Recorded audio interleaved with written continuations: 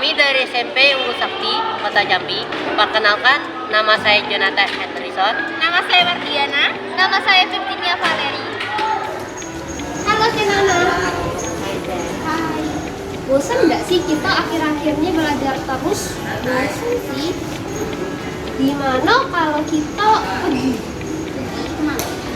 Kayaknya bagusnya tuh ke Gentala Arasi ya, di kota seberang Jambi itu kan. Gentala Arasi kan di kota seberang. Gentala Arasi itu jembatannya. Oh iya. Gimana kalau kita jalan-jalan ke Gentala Arasi, terus kita lewat, kita lihat-lihat juga sekalian kota seberang. Boleh tuh. Nanti sebelum ke Gentala Arasi, gimana kalau kita kumpul di rumah dulu? Boleh, mau kapan? Besok lusa mau? Bisa sih Cece, bisa boleh. Oke, deal? Iya, deal. Deal, bye-bye. Bye-bye.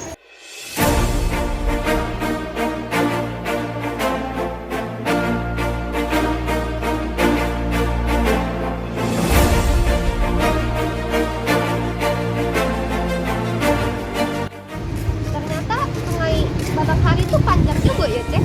Iya, Sungai Batanghari itu sungai terpanjang kedua di Indonesia setelah Sungai Kapuas. Yo, tapi ini tuh, airnya tuh makin kotor loh per harinya. Iya ya. Kira-kira ada yang makein nggak sih? Gak tau sih kalau itu. Tapi kalau ada yang pakai tuh, aku rasa kurang higienis gitu gak sih? Kalau gitu coba langsung tanya warganya, Bella. Boleh. Siang Bu, saya mau minta wawancara Ibu tentang terkait penggunaan air Sungai Batanghari.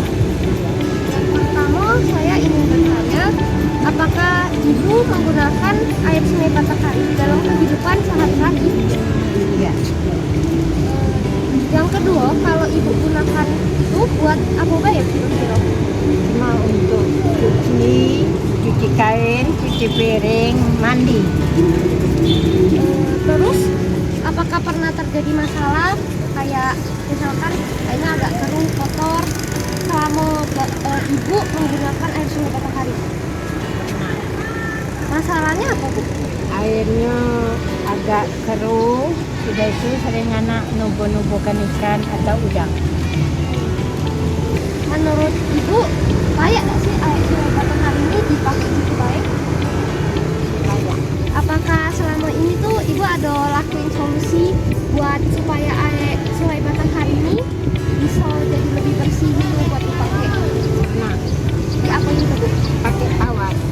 Tawas itu apa ya Bu? Tawas itu adalah kayak pembening air, Warnanya apa? putih, kayak gula batu. Terbuat dari? Kita tidak tahu juga, kita cuma beli kan. Belinya banyak di pasar gitu ya? Ya. Terima kasih Bu. Siang Bu. Berikut adalah alat dan bahan yang digunakan dalam membuat ecoenzim. Yang pertama, beker gelas. Yang kedua, sarung tangan. Yang ketiga, wadah fermentasi. Yang keempat, air sebanyak 10 liter. Yang kelima, gula merah yang telah dipecahkan sebanyak 1 kg. Yang keenam, limbah organik rumah tangga berupa sisa sayuran dan kulit buah-buahan sebanyak 3 kg. Berikut adalah langkah-langkah dalam pembuatan ecoenzim. Yang pertama, isi wadah fermentasi dengan air 10 liter dengan menggunakan gelas beker. Kedua, larutkan gula merah yang telah dipecahkan sebanyak 1 kg ke dalam wadah fermentasi yang telah diisi dengan air sebanyak 10 liter. Tiga, masukkan limbah organik rumah tangga ke dalam larutan gula merah. Pastikan limbah organik terendam secara sempurna. Keempat, tutup wadah fermentasi dengan rapat.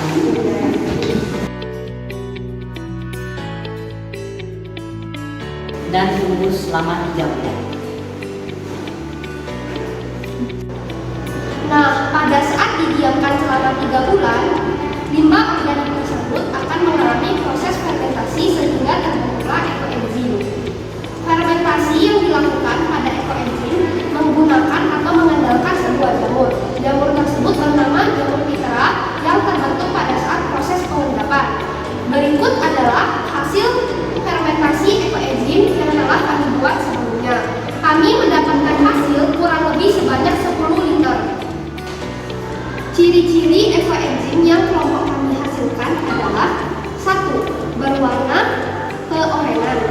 kedua, memiliki pH yaitu sebesar 4. Yang ketiga, berbau asam segar khas fermentasi. Berikut percobaan penjernihan air Sungai Batanghari menggunakan FNZ. Pertama-tama, kami menyediakan 4 wadah yang masing-masing berisi 5 liter air Sungai Batanghari. Pada wadah pertama, kami tidak memasukkan enzim sama sekali, bertujuan sebagai pembanding. Pada wadah kedua, kami memasukkan enzim sebanyak 5 ml.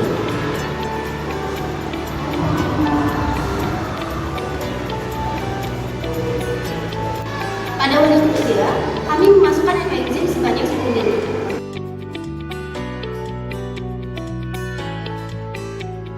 Pada wadah keempat, kami memasukkan enzim sebanyak 20 ml. Karena aktivitas enzim terhadap penjernihan air tidak dapat dilihat secara langsung, melainkan secara berkala, kami melakukan pengamatan terhadap air Sungai Batanghari yang telah kami masukkan enzim selama 9 hari. Nah, sekarang kita mulai menyaring air Sungai Batanghari yang telah dicampur dengan ekoenzim dan telah didiamkan selama 9 hari. Yang pertama, kita akan saring air Sungai Batanghari yang dicampur dengan 5 ml ekoenzim.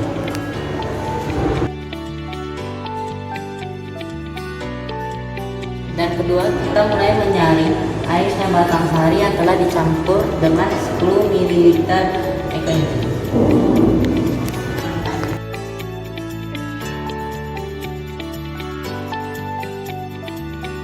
Dan ketiga, kita mulai menyaring air Sungai Batanghari yang telah dicampurkan dengan 20 ml ekoenzim.